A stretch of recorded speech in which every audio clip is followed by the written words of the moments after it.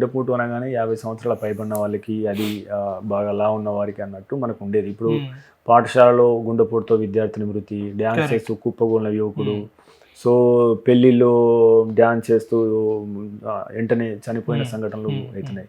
అంటే మనం వీటిని ఏమన్నా ఆపగలుగుతామా? So to prevent them, so can we అంటే ఏమైనా ప్రికాషనరీ మెజర్స్ ఏమైనా తీసుకునే అవకాశం ఉందా? సో అటువంటి మనకు లక్షణాలు ఉంటే ఆ పేషెంట్లకు ఏమైనా ముందే ఏమైనా సంకేతాలు వచ్చే అవకాశాలు ఉన్నాయి?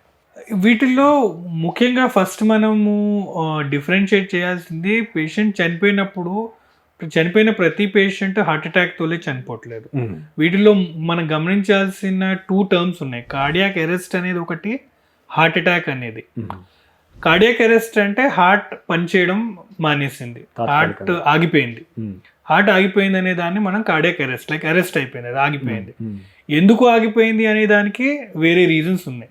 సో ఇప్పుడు మనం చూస్తున్న పేషెంట్స్ ఆర్ ఈ వ్యక్తులు ఎవరైతే ఉన్నట్టుండి సడన్ గా కొలాప్స్ అయిపోతున్నారు, చిన్న వయసులో ఉన్న స్టూడెంట్స్ కావచ్చు, జిమ్ చేస్తున్న వాళ్ళు కావచ్చు, వాట్ ఎవర్ వేరియస్ రీజన్స్ వల్ల హార్ట్ ఆగిపోయింది.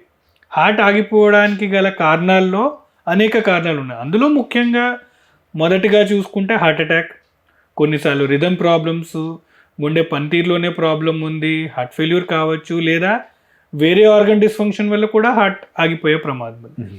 సో పేషెంట్ ప్రతి ఒక్కరు చనిపోగానే అది ఆల్వేస్ హార్ట్ అటాకే కాదు, కార్డియాక్ అరెస్ట్ వల్ల చనిపోయారు due to various reasons.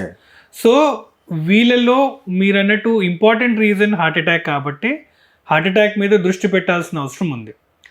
Heart attack ఎందుకు వస్తుంది, మనం దాన్ని ఎలా ప్రివెంట్ చేయాలి అంటే, హార్ట్ అటాక్ నేను పేషెంట్స్కి చెప్పేది, హార్ట్ అటాక్ని ఒక రోడ్ ట్రాఫిక్ యాక్సిడెంట్ తోటి కంపేర్ చేసుకోమని చెప్తాను, ఈజీ టు అండర్స్టాండ్.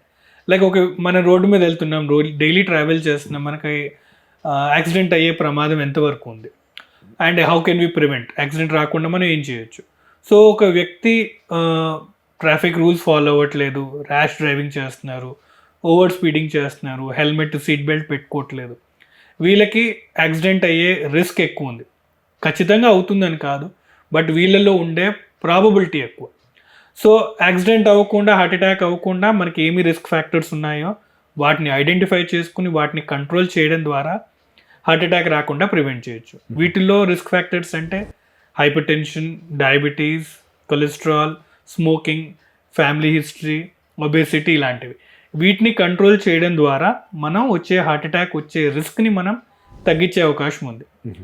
అయితే మన సేఫ్టీ రూల్స్ అన్నీ మనం ఫాలో అవుతున్నాం, ట్రాఫిక్ రూల్స్ ఫాలో అయ్యాము, ఓవర్ స్పీడింగ్ చేయట్లేదు, మళ్ళీ లేన్లోనే ఉన్నాము, అయినా యాక్సిడెంట్ అవ్వకుండా ఉంటుందా? ఎదుటోడు వచ్చి మనల్ని గుద్దేయచ్చు.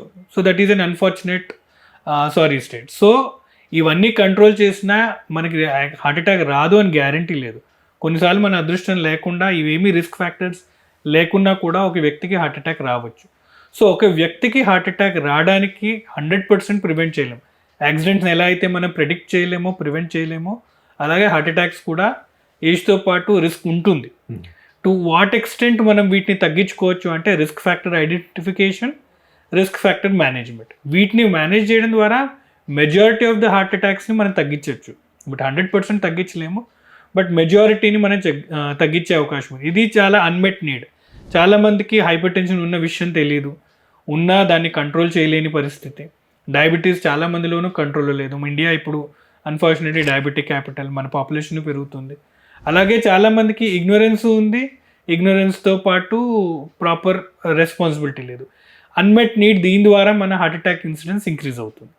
సో ఈ రెస్పాన్సిబిలిటీ తీసుకుని రిస్క్ ఫ్యాక్టర్ తగ్గిస్తే హార్ట్ అటాక్ని డెఫినెట్గా తగ్గించవచ్చు. అండ్ ఈ unfortunate sudden cardiac deaths early ఏజ్లో చనిపోయే ప్రమాదాన్ని కూడా మనం తగ్గించే అవకాశం ఉంది. మీరు తీసుకునే అదే మందులు, అదే నాణ్యమైన మందులు, కానీ సగం ధరకే. అవును, మెడ్ ప్లస్ బ్రాండ్స్ పై 50 to 80% తగ్గింపు.